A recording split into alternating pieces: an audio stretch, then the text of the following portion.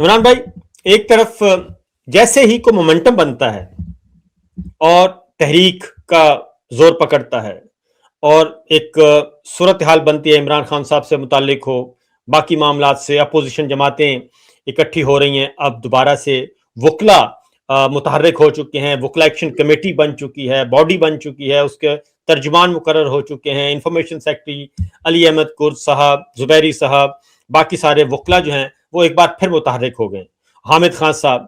और लगता ऐसे है कि अब कोई थोड़ी सी फील है वकला में और वकला कुछ करना चाहते हैं। एक तरफ ये सिनेरियो है, दूसरी तरफ पाकिस्तान तहरीक इंसाफ पीटीआई बतौर जमात मुतहर्रिक हो चुकी है, तीसरी तरफ इमरान खान साहब की फैमिली मुतहर्रिक हो चुकी है, चौथी तरफ आ जाता है जनाब आपका कश्मीर का मामला, लॉन्ग मार्च और कश्मीरी मुतहर्रिक हैं। अब ये सारे मुख्तलिफ स्टेज हैं, 1 स्टेज, 2 स्टेज, 3 स्टेज, 4 स्टेज, ये सारे के सारे हमें नजर आ रहे हैं।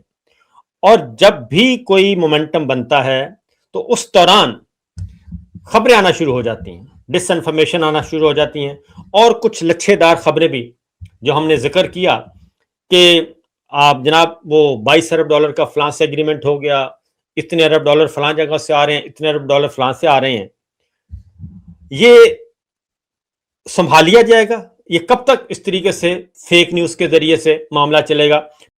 पहले तो कश्मीरियों का बताएं कि कश्मीरियों का लॉन्ग मार्च अल्टीमेट क्या देख रहे हैं आप? साबर भाई, उन्होंने अपने नए मुतालबात दे दिए हैं, मैंने यहाँ पे लिखे हुए थे एक पेज पे, मैं आपके साथ शेयर भी कर देता हूँ, हमारे सुनने वाले जरा उसको देख भी लेंगे, रिफ्रेश भी हो जाएगा। उन्होंने कहा जी, नंबर 1 तो आईजी जो है लियाकत, इसको यहाँ से हटाएं फौरी तौर पे, ये बंदा हमें नहीं चाहिए, और जितने अफसरान बाकी रेंट पे लाए गए हैं यहाँ पे उनको बेदखल किया जाए। दूसरा उन्होंने कहा जी, मुमताज राठौर का भी अब इस्तीफा हमें चाहिए, क्योंकि अभी इलेक्शन तो आपको पता अभी चलेगा, मामला दूसरी हुकूमत बनना और आना, वो कहते हैं जी इसको भी हटाएं। तीसरा वो कहते हैं तमाम मुकदमात और जितने हमारे खिलाफ बोगस नोटिफिकेशंस किए गए हैं, चाहे वो हमारे 4th शेड्यूल में नाम डाला गया हो या सरों के ऊपर इनाम रखा गया हो, तो वो खत्म किए जाएं। फिर उन्होंने कहा जी, जो शोहदा का खून बहा है उसका हिसाब देने की तैयारी की जाए, मुकदमात उसके होने चाहिए, जितने भी कैदी हैं उनको फौरी तौर पर रिहा किया जाए एक ऑर्डर के जरिए, और जितने हमारे पुराने मुतालबात हैं 38, उन सब का नोटिफिकेशन जारी किया जाए कि जनाब इनकी हम मंजूरी दे रहे हैं, तो फिर हम मुज़ाकरात करेंगे और बातचीत करेंगे। अब इसमें जो मुज़ाकरात में शामिल लोग थे उन्होंने ये बताया कि जो सियासी कुव्वतें थी या सियासी लोग या ह्यूमन राइट्स के लोग या जो ओवरसीज की नुमाइंदगी कर रहे थे या ज्वाइंट अवामी एक्शन कमेटी, इन सब ने लचक दिखा के तो ये नतीजे पे पहुंचने वाले थे। लेकिन उन्होंने कहा कि जो सेक्टर कमांडर ऑफिस है वहां पे आईएसआई का, उसकी जानिब से सख्ती की गई और उनकी जानिब से कुछ चीजों के ऊपर लॉक लगा दिया गया और फिर मुज़ाकरात नहीं हुए। उन्हें ये लगता है, जो वहां पे आईएसआई के ऑफिसर है ब्रिगेडियर फाइक, उसको ये लगता है कि शायद ये हमारे साथ धोखा हो रहा है, या वो ये चाहते नहीं है कि इस वक्त मामला जो है वो किसी हल की तरफ जाए।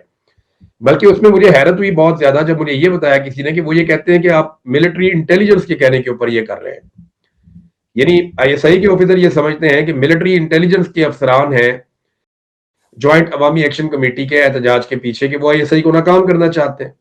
अब मेरी समझ नहीं आ रही कि ये दोनों तो पाकिस्तान की एजेंसियां हैं, अब इन्होंने तो दुश्मन से लड़ना है, तो ये आपस में क्यों लड़ रहे हैं? ये अजीबोगरीब सूरत पैदा हुई है। एक लम्हे के लिए रुकते हैं, ये आपने बात की, देखे 2 आंखें होती हैं आर्मी चीफ की, एक डीजीएमआई और डीजीआई, और डीजीआई में डीजीसी, ये जो इंटरनल पॉलिटिक्स को देखते हैं, तो वो वाजिद अजीज साहब हैं और फैसल नसीर साहब हैं। जी जी।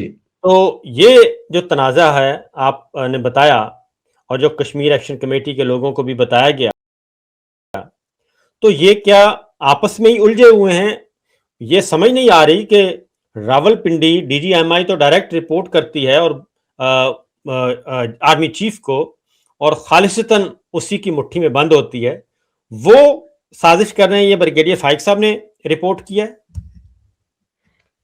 जी, उनके बारे में ये कह रहे हैं, देखिए उनका दावा ये है, जो मेरे साथ जो सोर्सेज बात कर रहे थे ये उन लोगों में से हैं जो इन मुज़ाकरात के अंदर शामिल थे। उन्होंने ये क्लेम किया कि जनाब ये जो बातचीत हुई है, इस बातचीत में कुछ चीजें तय हो गई थी और हम करीब पहुंच रहे थे, हमने कुछ एक ड्राफ्टिंग भी कर ली थी मामले की। मियां आसिफ साहब हैं गालिबन, और एक अफशा कियानी साहबा हैं, ये ह्यूमन राइट्स की तरफ से और वो आईनी माहिर हैं। तो इन लोगों की जो आईनी राय है उसकी मौजूदगी में उन्होंने कहा जी कोई जरूरत नहीं है अभी आईनी तरमीम की, आप एक नोटिफिकेशन भी कर सकते हैं, फ्यूचर में फिर चीजों को कैसे डील करना है वो देख ले। लेकिन वो कहते हैं सब लोग नेक नियति से काम कर रहे थे, लेकिन वहां पे जो आईएसआई है उन्होंने कहा नहीं जी हम तो इलेक्शन करवाएंगे और ये इनके साथ बातचीत अब नहीं होगी, और वो जो ये मांग रहे हैं वो ऐसे हम इनको नहीं देंगे। और बड़ी कड़ी उन्होंने शराइत रखी। उनकी एक शर्त ये थी कि फौरी तौर पे आप धरना खत्म करके लोगों को घर भेजें, जब लोग घर चले जाएंगे तो उसके बाद फिर हम फैसला करेंगे कि आपकी जमात जो कलदम है उसको खत्म करना है या नहीं। फिर उन्होंने ये भी कहा कि जितने लोग आपके कैद हैं उन सबकी जाके आप जमानतें अप्लाई करें, अदालतें जाने और आप जाने। और उसके बाद उन्होंने कहा जी कि जो लोग अभी गिरफ्तार नहीं हुए जिन पे मुकदमात हैं उनके मुकदमात भी अदालतों से ही खत्म होंगे, आप जाएं और जाकर अदालतों में जमानतें दायर करें, हम आपको इतनी नरमी कर देंगे कि आपको अदालतों में बाहर से गिरफ्तार नहीं किया जाएगा। शौकत नवाज मीर का उन्होंने कहा जी कि हम उसको किसी अदालत में पेश करेंगे, और जिस अदालत में उसको हम पेश करेंगे वो उस अदालत में जो उसकी कार्रवाई होगी कानून के मुताबिक उसमें वो बाहर आ जाए तो वो आपने वहां जाके मामला देखना है। तो ये जो सारी चीजें इनमें तो ज्वाइंट अवामी एक्शन कमेटी को लगा कि हमें धोखा दिया जा रहा है, ये इलेक्शन करवा के एक नई सरकार बना देंगे और बिलावल आके वहां पे कह देगा कि जनाब मेरे पास तो 2/3 अक्सरियत नहीं है लिहाजा मैं आपके मुतालबात तस्लीम नहीं करवा सकता, मुझे नवाज शरीफ से बात करनी पड़ेगी। और नवाज शरीफ कहेगा जी मेरे पास भी 2/3 अक्सरियत नहीं है, मैं भी नहीं कर सकता। तो ये इस तरीके से इनको सादा सादा थोड़ी थोड़ी अक्सरियत मिला जुला के एक सरकार कमर बना रजा देंगे। शाह साहब को भी तो भेजा था आर्मी चीफ ने। कमर रजा शाह इस सारे प्रोसेस का हिस्सा था और कमर रजा शाह साहब ने अच्छा रोल प्ले किया है। जो ज्वाइंट अवामी एक्शन कमेटी के लोग हैं वो उनकी तारीफ करते हैं और वो ये कहते हैं कि उन्होंने मुस्बत रोल प्ले किया है और उन्होंने पूरी कोशिश की है कि ये बातचीत के जरिए से मामला हल हो जाए। लेकिन मामला जो लचक का है वो ऐसा नहीं है कि ज्वाइंट अवामी एक्शन कमेटी की तरफ से लचक नहीं थी, उन्होंने काफी चीजों पर लचक दिखाई। असल में जो मामला फंस जाता है ना वो जाके फंस जाता है दूसरी तरफ, जहां पे ब्रिगेडियर फाइक साहब के बारे में कहा जाता है कि वो, और इन्होंने ज्वाइंट अवामी एक्शन कमेटी ने जो खत लिखा था आर्मी चीफ को उसमें भी कहा था कि आपको मिसगाइड किया जा रहा है, जी हाँ, बिल्कुल। आपको जो है वो आइडिया नहीं है जो हालात हैं कश्मीर में और जो कुछ यहाँ पे। मिसगाइड कौन कर सकता है, आर्मी चीफ को उन्हें खुद ही पता, उनकी अपनी चॉइस है जो बंदा वहां पे लगा हुआ है। क्योंकि डीजीएमआई का ताल्लुक भी कश्मीर से है ना, वाजिद अजीज साहब का। हाँ जी, उनका वहां से। वो साबिर भाई इनकी असल में तो सियासत यही है ना, वो ये समझते हैं। और ये जब मुझे पहली दफा ये बात बताई मैं हैरान हो रहा था कि ये दो एजेंसियों के बीच में भी एक चपकलिश चल रही है। और मेरे लिए बड़ी हैरत की बात थी, मैंने इस तरह की चीज कभी मादी में रिपोर्ट नहीं की। अच्छा, ये मैं नहीं कह रहा, ये इससे पहले ये चपकलिश रिपोर्ट हो चुकी है कई और जगहों पे, लेकिन कश्मीर जैसे हसास इलाके में इस चीज को ऐसे करना। साबिर भाई यार मैं एक और चीज मैं चाहता हूँ आप भी इससे बात करें कि ये लोग जब यहां से अभी मुजफ्फराबाद की तरफ जाएंगे जी, तो मुजफ्फराबाद तो कैपिटल है। हाँ जी, आप फर्ज करें अब इनकी तादाद बहुत बढ़ गई है, आज हजारों की तादाद में कल लोग पहुंचे हैं वहां पे रावला कोट में, और पहले ही वहां पे लगभग 30-40 हजार लोग तो हर वक्त मौजूद रहते थे। वो टाइम बदल बदल के आते थे, कभी 10-15 हजार, 20 हजार, 25 हजार तक वो बैठते थे वहां पे। अगर आप फर्ज करें, मैं ये नहीं कह रहा कि 10 लाख लोग निकल जाएंगे, लेकिन साबिर भाई अगर 25-30 हजार या 50 हजार का भी एक जुलूस चल पड़ता है मुजफ्फराबाद की तरफ, तो ये इतनी बड़ी तादाद है लोगों की कि ये संभाली नहीं जाएगी।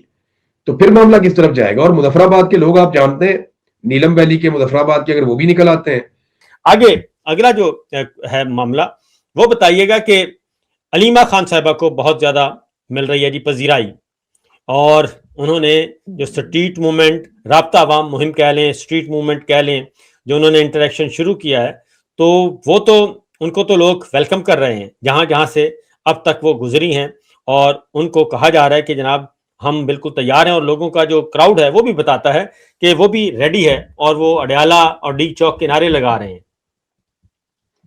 साबिर भाई ये जो अलीमा खानम साहिबा वाला मामला है ना, देखिए वो इमरान खान की बहन है और लोगों को उम्मीद है कि ये बहन कम से कम अपने भाई को धोखा नहीं देगी, इसीलिए लोग उनके साथ खड़े हो रहे हैं।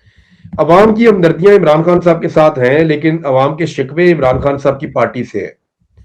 और उसकी वजह सिर्फ ये नहीं है कि वो इमरान खान के लिए उन्होंने वो नहीं किया जो उन्हें करना चाहिए था, बल्कि वजह ये भी है कि ना वो बिजली में महंगाई के खिलाफ खड़े हुए, ना वो लोड शेडिंग के खिलाफ खड़े हुए, ना वो पेट्रोल के साथ जो इन्होंने ज्यादती की उस पर भी खड़े नहीं हुए, पाकिस्तान में मईशत तबाह हुई उस पर भी खड़े नहीं हुए, खौफनाक दहशतगर्दी हुई उस पर भी खड़े नहीं हुए, जो पिसे हुए तबकात को पीसा गया उस पर भी खड़े नहीं हुए, ना वो किसान के साथ खड़े हुए, ना मजदूर के साथ खड़े हुए, ना मेहनतकश के साथ खड़े हुए, ना वो सरकारी मुलाजिम के साथ खड़े हुए। तो पाकिस्तान तहरीक इंसाफ बदकिस्मती से जो एक अपोजिशन का रोल होता है वो अदा करने में नाकाम रही है।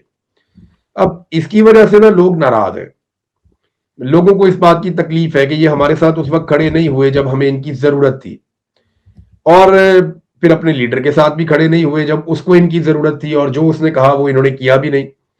तो मार्जिन बड़ा महदूद होता चला जा रहा है पाकिस्तान तहरीक इंसाफ के जो लोग हैं उनके लिए।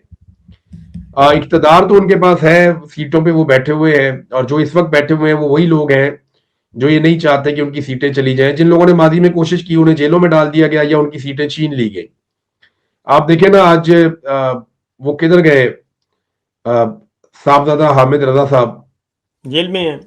वो जेल में है, हालांकि वो बाहर थे। उमर अयूब साहब कहाँ गए, वो कोशिश करते थे, जोर लगाते थे, उनकी सीट भी छीन लिया, अपोजिशन लीडर का ओहदा भी छीन लिया, वो कोने में चले गए। फिर जो जो लोग जोर लगाते थे उन सबको निशाने इबरत बनाया एस्टेब्लिशमेंट ने। बहुत सारे एमएनए थे उनको फारिग किया गया, दरताज गुल वजीर को फारिग किया गया, शिबली और फराज हैं, लोग जी जी बिल्कुल बिल्कुल बिल्कुल आलिया हमजा हैं, बिल्कुल बिल्कुल बाकी लोगों को जेलों में डाला गया। बिल्कुल, और भी बेचारे वो चित्राली साहब थे क्या, मैंने वो जेल में पड़े हैं। जी बिल्कुल, चित्राली साहब के साथ बड़ी सख्त ज्यादती हुई, उन्होंने खुद जाके गिरफ्तारी दी थी। जी हाँ। अब साबिर भाई मामला ये है कि ये सारी जो लड़ाई है ये बनतकी अंजाम की तरफ एक दिन जानी तो थी। ज्वाइंट अवामी एक्शन कमेटी को इस बात का पता था कि अगर ये इलेक्शन हो गया तो उनकी बारी खत्म, फिर उनके पास कुछ नहीं बचेगा। तो उनके पास कोई रास्ता नहीं था लॉन्ग मार्च करने के अलावा। तो उन्होंने वही किया जो उनके पास आखिरी एक पत्ता था, उन्होंने खेल दिया। अगर वो अच्छा खेल गए तो वो काबू कर लेंगे, अगर वो अच्छा ना खेल पाए तो फिर उनको ये लड़ाई लंबी चलेगी, फिर बाद में देखेंगे कभी फिर मौका मिलेगा तो वो कुछ कर पाए तो कर पाए।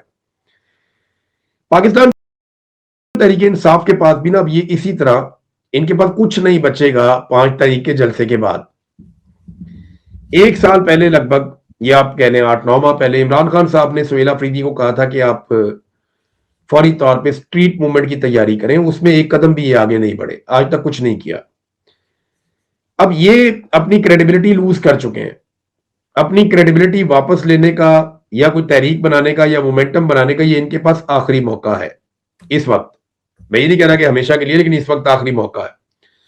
अगर इन्होंने 5 अगस्त वाला ये मौका जाया कर दिया और अपनी क्रेडिबिलिटी मजीद खो दी तो फिर लोग इनकी बात नहीं सुना करेंगे। उसके बाद ये जगह जगह पे दलील होंगे, लोग इनसे गिले करेंगे, शिकवे और इसका मतलब शिकायतें बड़ा करेंगे। क्लियर है कि जो अलीमा खान साहिबा लीड कर रही हैं, अल्टीमेटली फिर अलीमा खान पार्टी को लीड करेंगी, पार्टी की क्यादत संभालेंगी, ऑफिशियली, अनऑफिशियली, रस्मी तौर पे, गैर रस्मी तौर पे, और इमरान खान रिहाई मूवमेंट की जो क्यादत है अल्टीमेटली इमरान खान साहब की फैमिली करेगी। साबर में पार्टी तो है ही नहीं, पाकिस्तान तहरीक इंसाफ नाम की तो कोई जमात है ही नहीं पाकिस्तान में। अभी कोई ऐसी जमात नहीं है जिसका नाम पाकिस्तान तहरीक इंसाफ हो, रजिस्टर्ड ही कोई नहीं है। तो कौन सी पार्टी है जिसकी वो क्यादत करेंगी? देखिए ये तो एक मूवमेंट है, एक मूवमेंट है कि जनाब हमने एक बेगुनाह आदमी जेल में पड़ा हुआ है। उनका नुक्ता नजर ये है ना कि बहुत सख्त ज्यादती हुई है, अदालतों को कंट्रोल कर दिया गया है, झूठे मुकदमा दर्ज करके इमरान खान को जेल में डाल दिया। अब उसको बाहर निकालना, उसके लिए एक तहरीक चलानी है। तो ये एक इंसानी हकूक की तहरीक हो सकती है, एक पाकिस्तानियों की एक तहरीक हो सकती है। ये इसको आप पॉलिटिकल कहें, नॉन पॉलिटिकल कहें, जो मर्जी आप एक नाम दें, वो एक बहन एक भाई के लिए निकल रही है। उसने किसी पार्टी की क्यादत करनी नहीं है, और मेरा नहीं ख्याल कि वो सियासत में दिलचस्पी लेंगी। वो सिर्फ एहतजाज में दिलचस्पी लेंगी और अपने भाई की आजादी में दिलचस्पी लेंगी। सवाल ये पैदा होता है कि क्या आसिम मुनीर साहब और उनका रजीम अलीमा खानम को ये करने का मौका देगा या उन्हें भी जेल में डाल देगा? ये बड़ा सवाल है जिसका जवाब अभी तक हमारे पास नहीं है। इस सवाल का जवाब हम आखिर में लेंगे। उसके साथ पहले जरा इसके साथ साथ वकला आ रहे हैं, और इतला यही है, मेरी बात भी हुई, वो कहते हैं नहीं हम अब पहले वाला नहीं है, अब हम इसको एक मूवमेंट की तरह लेकर जाना चाहते हैं, क्योंकि आने वाले दिनों में वो कहते हैं कि ये अदलिया भी ख़त्म हो रही है। जैसे जस्टिस मोहम्मद अली मज़हर ने और जस्टिस हिलाली ने अपना सरेंडर ही कर दिया सब कुछ। यानी कि उन्होंने अपने सुप्रीम कोर्ट ऑफ पाकिस्तान का जो एक स्ट्रक्चर था आईनी, वो खुद ब खुद ही सरेंडर कर दिया कि जनाब नैब के सारे मुकदमात भी ये वफाकी आईनी अदालत को सुने। ये जो सिलसिला चल रहा है ना, इसके बाद बलूचिस्तान के हालात आपके सामने हैं और कश्मीर, गिलगित बल्तिस्तान सारे साबिर भाई, कहीं ये ना वोकला कहीं। की फंडिंग कौन करेगा? जी, वोकला की फंडिंग कौन करेगा? मेरा ख्याल है कि कुछ ना कुछ तो वो कर रहे हैं, कुछ ना कुछ, यानी कि अभी देखिए, मैं तक आपको बताऊं, वकीलों ने आज तक कभी कोई ऐसी तहरीक नहीं चलाई जिसमें पीछे से उनको बहुत भारी फंडिंग ना आई हो। ये एक हकीकत है, हमें माननी पड़ेगी। अच्छा, एक एक नंबर चीज। एक, वकीलों को बहुत सारा पैसा चाहिए होता है तहरीक चलाने के लिए। नंबर दो, वकीलों को एस्टेब्लिशमेंट के किसी एक धड़े की कम से कम यकीन दहानी चाहिए होती है कि हम जो तहरीक चला रहे हैं उसमें हमें कामयाबी हो जाएगी। इन दो चीजों के बगैर मैंने कभी भी वकीलों को कोई तहरीक चलाते हुए नहीं देखा। अच्छा, अब एक इसमें ये है कि जैसे ये पहली दफा तजर्बा हो रहा है ना कि स्टैब्लिशमेंट के बगैर भी बहुत सारे काम हो रहे हैं। ये पहली दफा हो रहा है और मज़ाहमत पहली दफा, स्टैब्लिशमेंट का कोई धड़ा इस वक्त सपोर्ट नहीं कर रहा इमरान खान को या पीटीआई को या अलीमा खान साहबा को, लेकिन हल्की फुल्की मज़ाहमत चल रही है। साबर अब भाई, जब 27वीं आईनी तरमीम आ रही थी जी, तो मेरे जैसा आदमी जो कानून का बहुत ही अदना सा तालिब इल्म है, आप जो कभी भी सुप्रीम कोर्ट के वकील नहीं रहे, मुझे बताएं, जब हमें समझ आ रही थी कि पूरी अदलिया की बर्बादी होने जा रही है और हम खड़े थे एक पांव पे और शोर मचा रहे थे कि इसको रोको, इसको रोको, इसको रोको, ये वकील उस वक्त कहां थे? ये जब बात 26वीं दुरुस्त है, तारीख आ रही थी उस वक्त कहां थे? साबर दुरुस्त। भाई, इनको अब किसने लॉन्च किया है और ये क्यों मैदान में आ रहे हैं? देखिए, मुझे मुझे वुकला से बड़ी उम्मीद है। मैं ये कहता हूं कि वो निकले, नौजवान वुकला निकले, निकल के मामला अपने हाथ में ले। मुझे मुझे पता नहीं क्यों लगता है कि पुराने वुकला को इसलिए सामने लाया गया है कि कहीं नौजवान वुकला ना निकल पड़े और कंट्रोल जो है वो पुराने वुकला के हाथ में रहे, क्योंकि नौजवान वुकला के अंदर बहुत सख्त रिएक्शन है इस वक्त जो कुछ भी अदलिया में हो रहा है। और नौजवान वुकला को अगर कंट्रोल करना है तो पुराने और तजर्बाकार वुकला की कोई तंजीम बना के हल्की फुल्की मौसीकी चलाई जाए। देखिए ना, आज से 1.5 हफ्ता पहले या 2 हफ्ते पहले खबर आई थी कि वुकला की तंजीम तैयार हो गई है और रोला पड़ने वाला है। उस वक्त से लेकर अब तक क्या हुआ? यानी 10 दिन गुजर गए, बहुत बड़ी बात है। 10 दिन में कुछ भी नहीं देखा हमने। उसमें देखिए, फजलुर रहमान साहब का कोई कहे ना मुझे कि वो इनकलाब ले आएंगे, मुझे कभी यकीन नहीं आता। और कोई मुझे ये कहे कि वुकला बगैर पैसों के और बगैर जो है वो एस्टेब्लिशमेंट की सपोर्ट के कोई इनकलाबी इकदाम उठाएंगे, मुझे नहीं लगता। जो 27वीं आईनी तरमीम पे मुजरिमाना तौर पे खामोश रहे वो अब कभी नहीं बोल सकते। मुझे मुझे बहुत मुश्किल लगता है।